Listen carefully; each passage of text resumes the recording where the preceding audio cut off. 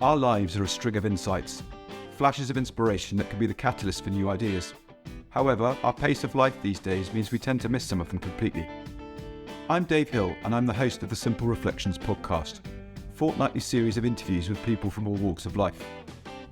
Our conversations are an invitation to reflect on some of the simple insights my guests have had that have gone on to have a profound impact on their lives. So grab a cuppa and a biscuit, join us, slow down for a little while and see what shows up for you. Well, welcome to the next episode of the Simple Reflections podcast. Today I'm joined by Rick Ruppenthal, who is a coach, speaker and podcaster based out of British Columbia in Canada. Prior to all of that, or probably alongside some of that, he was heavily involved in the ambulance service in British Columbia, both as a paramedic and as a trainer.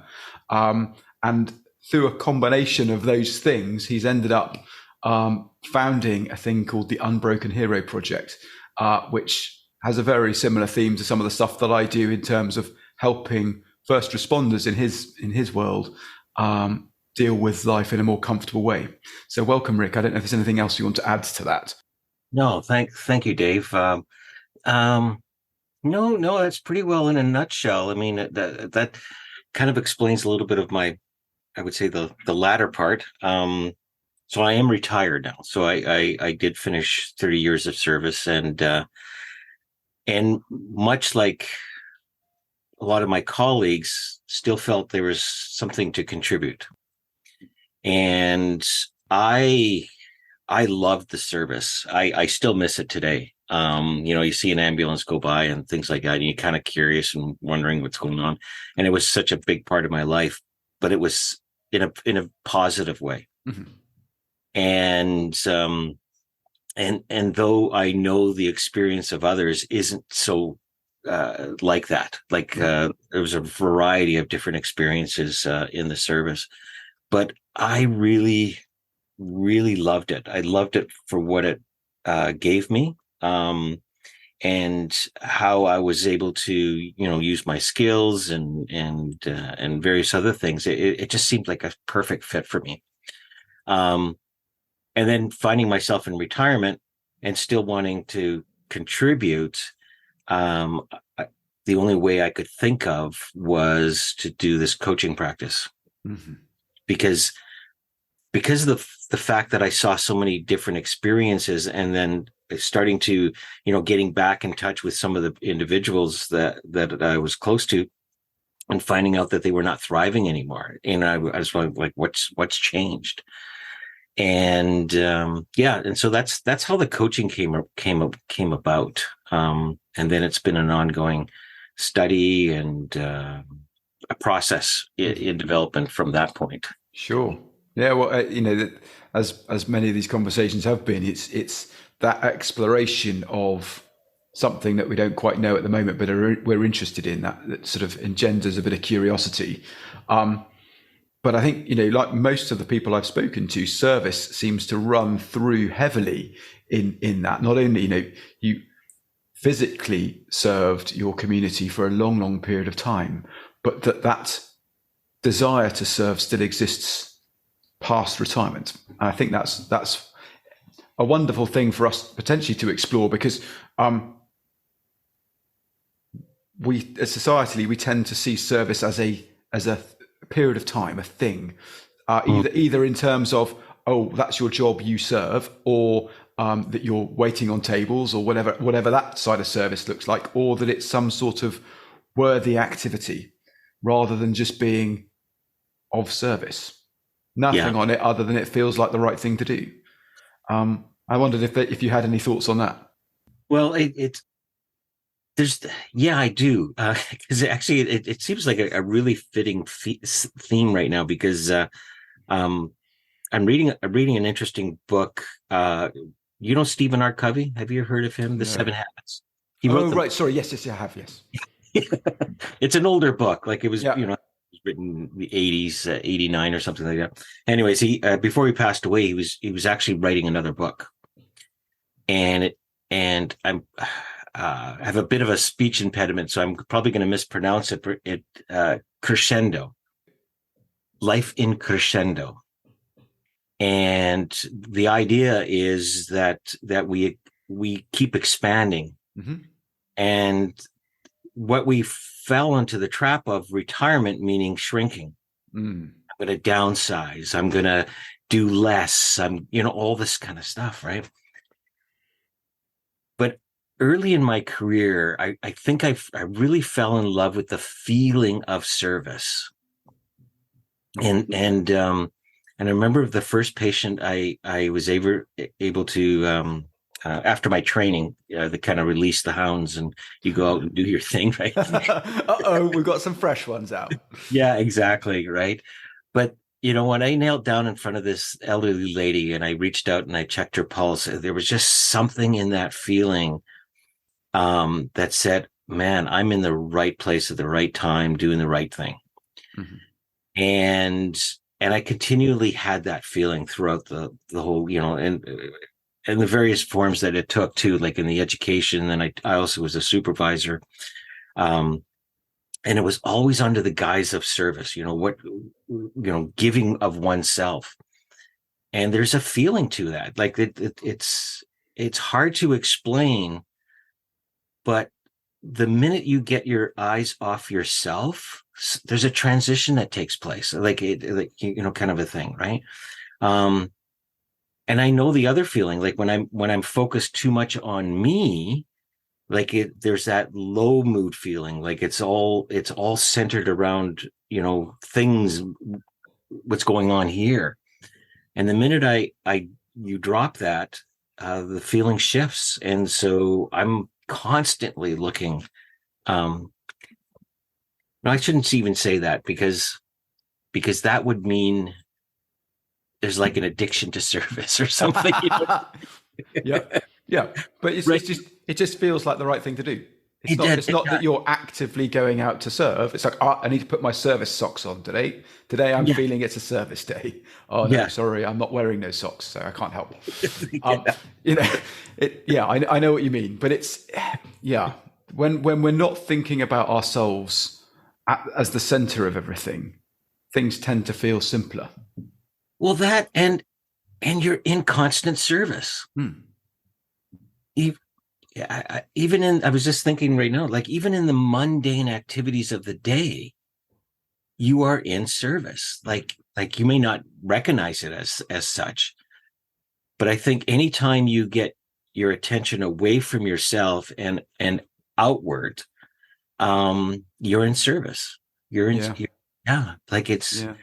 it's a cool thing when you kind of. Absolutely. And bringing it down to it's almost the smallest part of it. It's just smiling at someone else. Absolutely. That is in service to humanity. That's, I see you. I acknowledge you. Have a great day. All wrapped up in one smile. Yeah. How's it going? And I just, like, as you were saying that, I think service is additive. Yeah. Right. Creativity is additive, so all those things that seem to build on, is all part of service. It's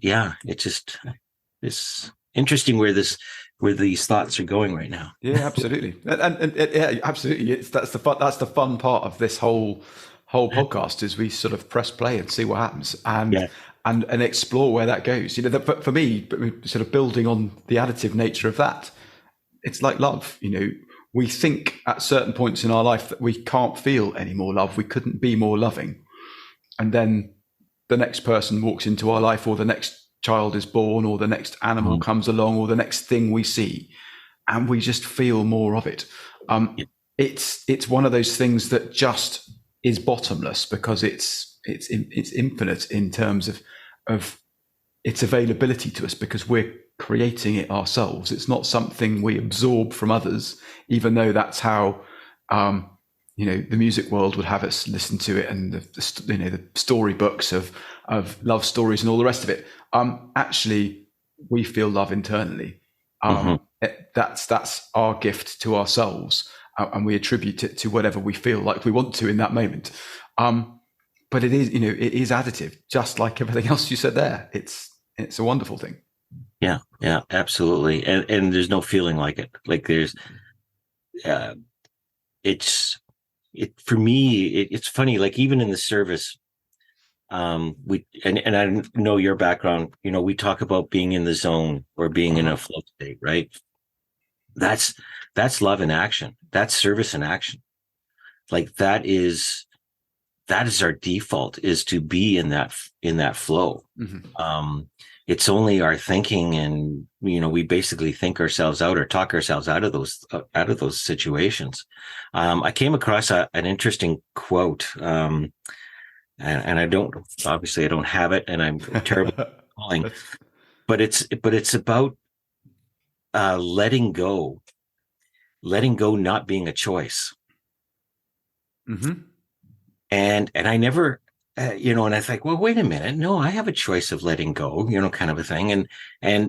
But I thought it's actually my choice is what I'm going to hold on to.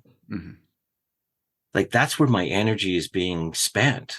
Like when you're in the flow, when you have not holding on to anything, and I know people can twist this around a little bit. Well, that's really letting go, isn't it? And I say, well, maybe, but when you stop holding on to, right, you're not in service. You're not contributing. You're holding back. When that doesn't happen, you automatically are dropping into the flow. Like you are in life. And whatever's happening is happening. And we'll just, keep on that theme. You are in service at that point. Yeah. And it's only by choice of holding back that's the distracted. That's the sort of the negative feelings.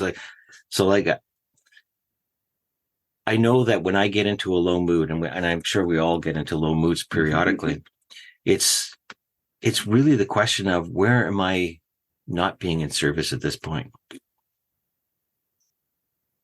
And then reflecting back and going, oh, okay, yeah. And it's usually, again, fingers pointing at me. It's looking out for ourselves in that process and realizing that we have capacity and agency in ourselves of how we're going to navigate the world, and we're navigating it through thought and action in the moment, through our feelings. And if we're caught up in that, that's okay. There's nothing wrong in that in itself. It's realizing that there's nothing on it either. That we have the capacity to see that for ourselves and be okay with it. Thank you very much. Okay, I'm a bit down at the moment. All right, no worries. These things happen. It'll pass. What next? Yeah. How can I step through this moment in the best way that I can, knowing that I'm not 100% at the moment? Well, we do that when we have a cold. We do that when we twisted our knee and we're hobbling around the place and we say, sorry, kids, can't play football today. I really would love to, but I can't. We don't beat ourselves up about that, but we do when it's something to do with the inner workings of our mind and how that's getting in our way and how we should or shouldn't be feeling about things. If we could be more gentle with ourselves there, be of service to ourselves in the first instance, then we've got the capacity to be that for anybody. No, 100%. And then it's funny, intuitively you see that all the time. Like, even when I left the service, it wasn't on my own accord, kind of a thing. There was circumstances and things that I found myself without work at that. And, the infinite wisdom of my wife, she got me a dog, kind of a thing. We talked about a pet and all this other kind of stuff. And we've always had dogs. But we were out without one for several years. But then, here I am with all this time, and now again, it's sort of like the minute you take your focus off yourself, the minute, and we do this, like we've got these rescue dogs, or what do they call therapy dogs and things like that. We take animals into hospitals, and and momentarily people just get out of their circumstances, out of their head, onto something, and then, like you said earlier, they just fall in love with the moment. Mm-hmm. Right. There's something magic in that. And intuitively we kind of know it. But often we forget about it when we're in the throes of it. Right. Yeah. Yeah. Well, we think, we tend not to see the collection of those points in our lives where we've fallen in and out of it all the time. No. We attribute stories to why things happened a certain way. Because that's the best that we could do at that time, and that's the best we can see of it now. But when we realize that that's all we're ever doing, we're creating a story about the feelings that we've got running through us, and that we're hanging on to bits of that can be painful or joyous. Doesn't really matter either way. It's all the same thing. Mm-hmm. When we start to see the truth of that, life becomes more comfortable generally. Yes. Doesn't mean to say that our circumstances have changed. They still might look and be physically horrendous, but we can live more comfortably mentally in that space, and that's an interesting thing. And I love the point you brought there about taking a dog into hospital and someone snapping out of wherever they might be because they've got this new creature to speak to, and how cool that is. I was speaking to a client the other day who was all caught up in their head. They have a really good understanding of the principles. And they were telling me they knew that it was just their thinking, but why did it still feel like this? And blah, blah, blah. I said, okay, well, if we know it's our thinking, how can we be more comfortable with that? I don't know. I said, okay, right. Let's just park that as an idea. Can you imagine at the moment walking through the park and seeing some children playing? She went, yeah, I can actually. And my heart is growing as I'm feeling the love of that. I said, isn't that interesting? Mm-hmm. Because you've imagined that feeling right now based on a story that I've just sown in your mind that you're experiencing on your own, in your own way. I'm sure the children you're seeing are different to the ones I am in my mind. Yeah. But they're probably just having just as much fun, and we're both feeling just as much love for it. But that's exactly the same process that's created that feeling for you right now, that's creating the one that you're uncomfortable with, that you're fighting against. Yeah, yeah. It's the simplicity of that. Well, not only the simplicity, and this is where the title of my sort of focus, the Unbroken Hero Project, is because it demonstrates that you're not broken. Mm. The process within you is working just fine. Yeah. Right. And this whole notion of being broken is just an idea. Mm-hmm. And because again, that's how I kind of started. Like I didn't quite, when I first got into coaching, I didn't know about the 3 principles, but I knew that there was something within my coaching practice that was missing. Mm-hmm. And I had a bit of a grounding, 40 years earlier with a separate program that kind of pointed towards this whole notion of a thought created world, and ideas, generate creativity and various other things. And in the service, we talked and pointed people to flow states, which was really interesting because some of the research behind it was that when they were interviewing, fire captains and various other things and talking about that, nobody could ask how they got into the flow. Like nobody could, they could describe it, after the fact. They had characteristics of the flow state, no time, no thought, no judgment, all these great things, but nobody could tell how they got into it. They just fell into it. They're just there. It was just there. Like, wow, isn't that amazing? Right. Yeah. And then it was Michael Neal's podcast or TED Talk that got me looking at Sid Banks's work and and a few other things. And when I read the missing link, and I go, oh, that is the missing link. Like it was so perfectly titled, that kind of solidified everything together. And then when I was listening to several other guest speakers at a conference, something came to me about this whole notion of being unbroken. Mm-hmm. And because the mechanism within us works perfectly. And when we understand it, how it works, mm-hmm. I think we're able to do more with it. It's like, you can finesse your way. Like you're more comfortable, like you said, right? I remember the first time I ever tried to drive a car, mm-hmm. It's like all these things, all these instrument panels, all these, I was doing a stick shift, right? Yep. So you had to play with the clutch. And then my dad would, we'd get to a yellow light. My dad would say, step on it. I thought he meant the brakes, and it's like all these things, right? But now there's no thought. There's no thought. You just get in. Like, what if life was just like that? You just got into it. Yeah. No, it's so true. And that it does come down to understanding the working parts. Like anything, whether you're cooking a new meal that you've never done before and it looks complicated, well, it is because you've not done it yet. Yeah. But the more you do it, the more practice you'll have had of understanding the process and go, all right, got that bit wrong last time. Okay, fine. And away you go. You might hit it first time, brilliant. And the second time's a car crash, literally, and it all just falls apart and go, oh, what have I done wrong there? I followed the steps. Well, there's something wasn't quite right. Just play with it, see how that goes. But that car analogy is so right. It's a complicated bit of kit, and there are a lot of things to think about. And when it's new, you're trying very hard to think about all of them at once, which is difficult and hard work, and engenders a little bit of stress in us because you're trying to do too much. Makes perfect sense. But as you start embodying the car, to want of a better term, you start getting more control of the whole idea and the concept of it.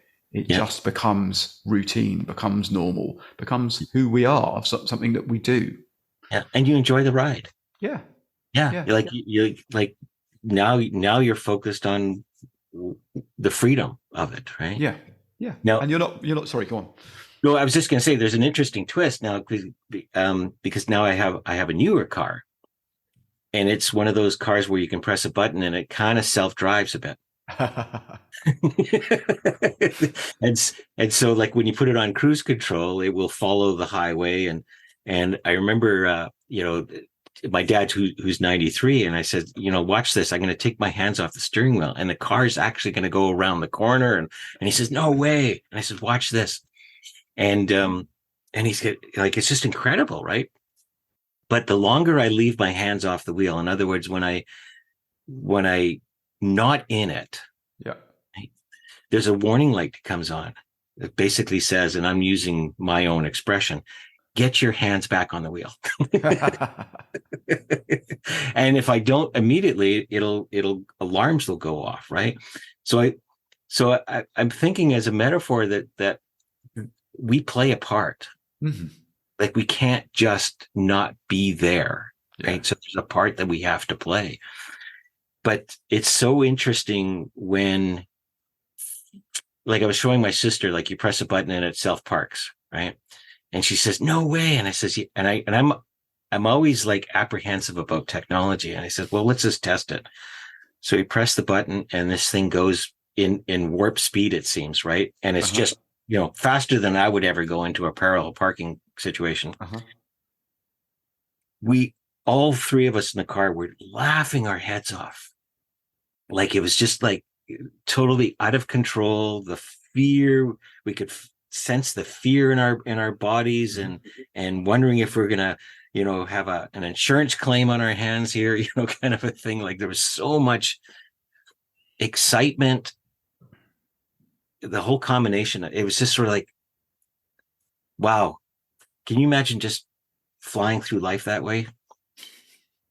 You know what I mean? Like it's just like every moment is sort of fresh and new and a thrill. Like it's like not in that sense of euphoria all the time, but really blissful and contentment, and at the same time, like the weird combination of the two, kind of thing. No, that's cool. Yeah, that's cool. No,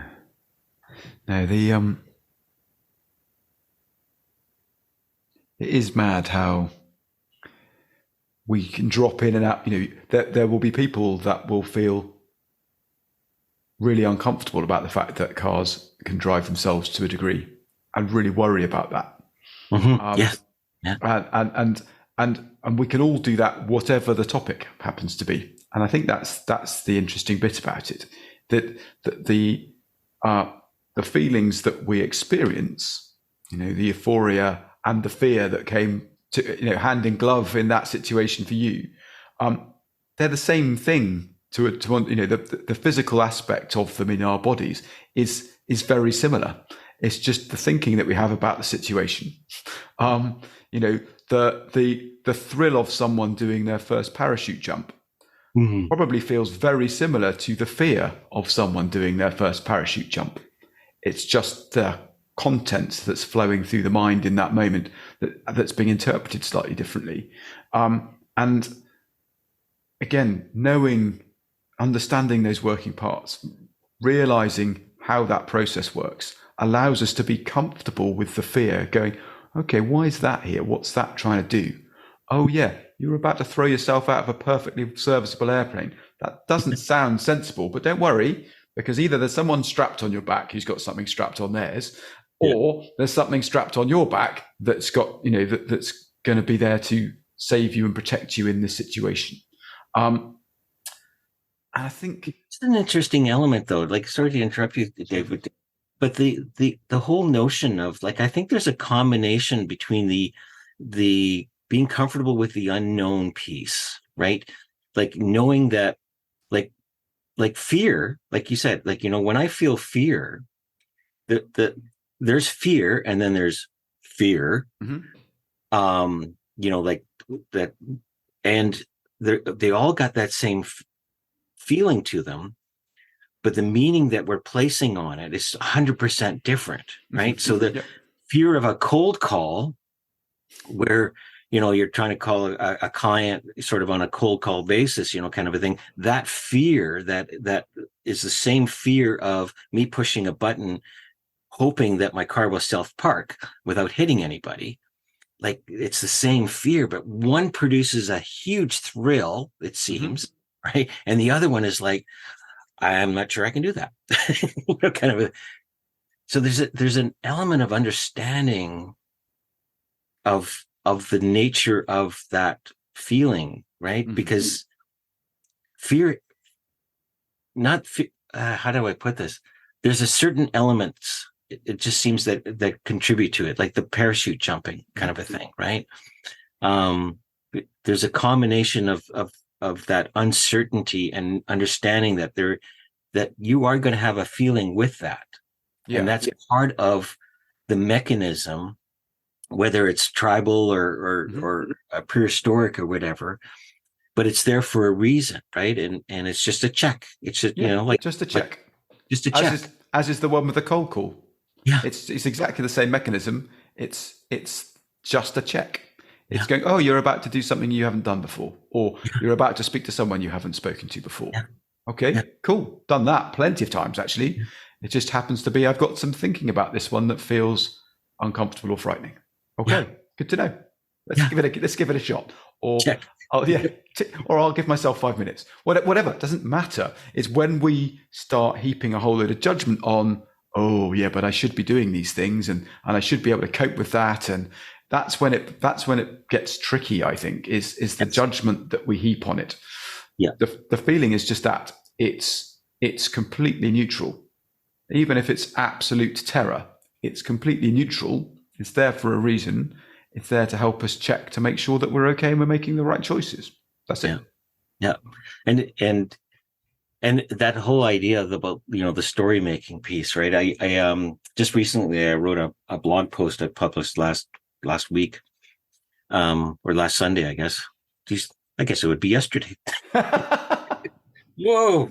But it was about sort of the altered realities. It was called the half made bed. And and about 6 months ago, I guess I woke up, or we get up with my wife, and she goes off to work, and then I sort of start the morning routine. And one of the morning routines is I go and make the bed. And one morning I walk into the bedroom and there's half a bed made.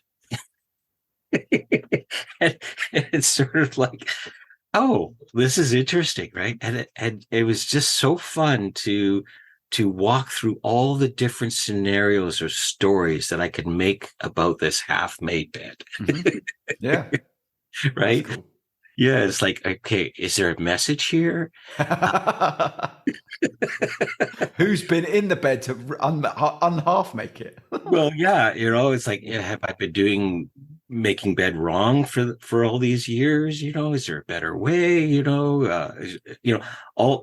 So I just thought it was fun that how naturally we do that with everything in our life. Yeah. We make these miniature little stories, and then we act according to these stories rather than realizing what they really are.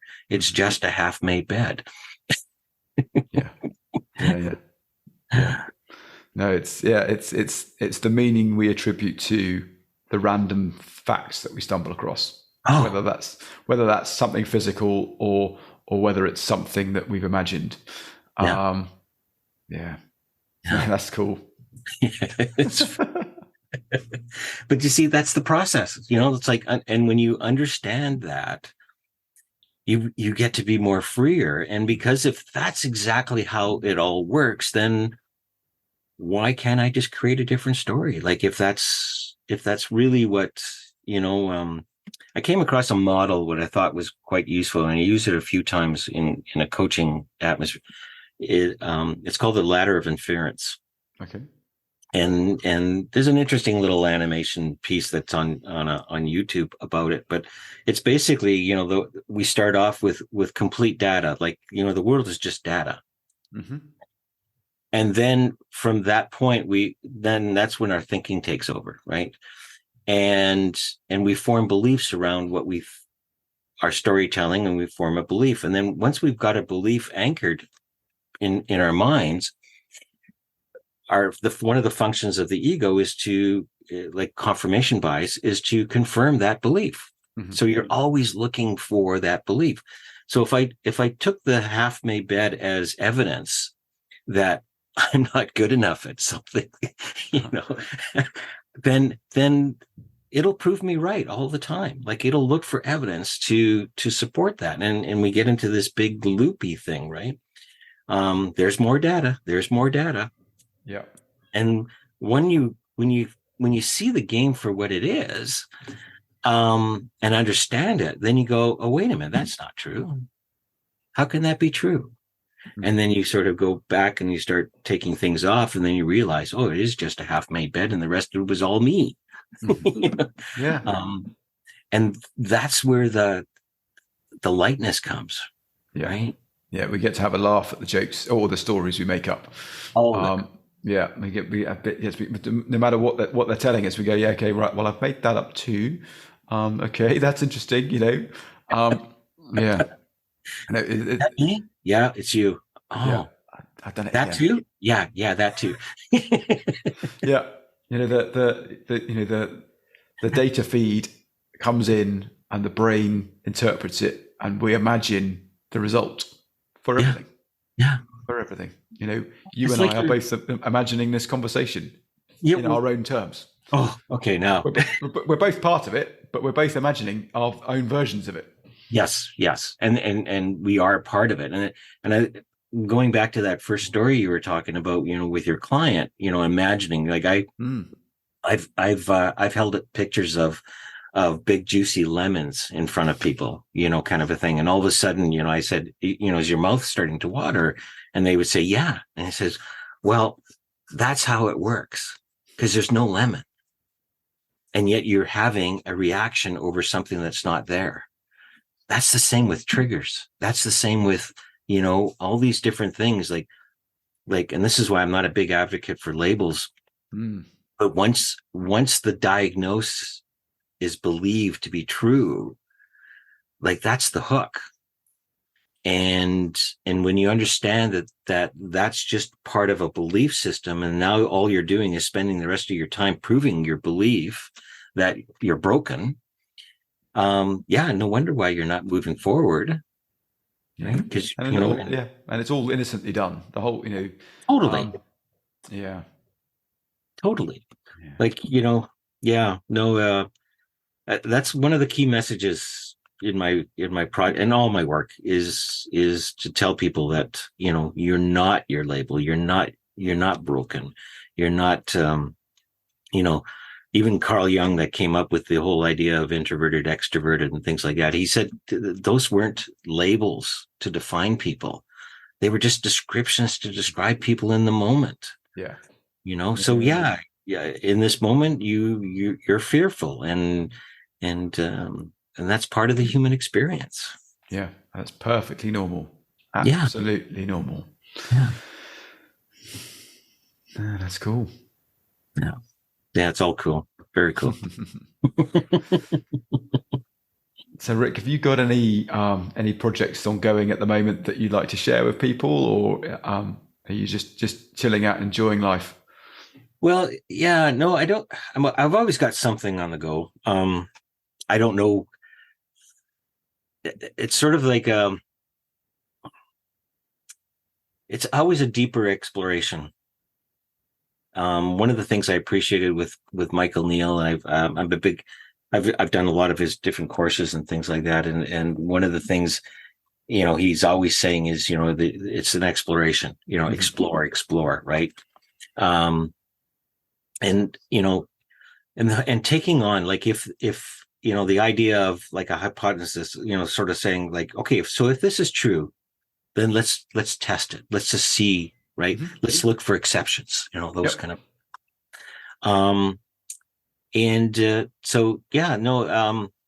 The whole notion of, like, when Sid Banks said, go live your ordinary life, like live an ordinary life. I'm kind of exploring that. So sort of, what does that mean?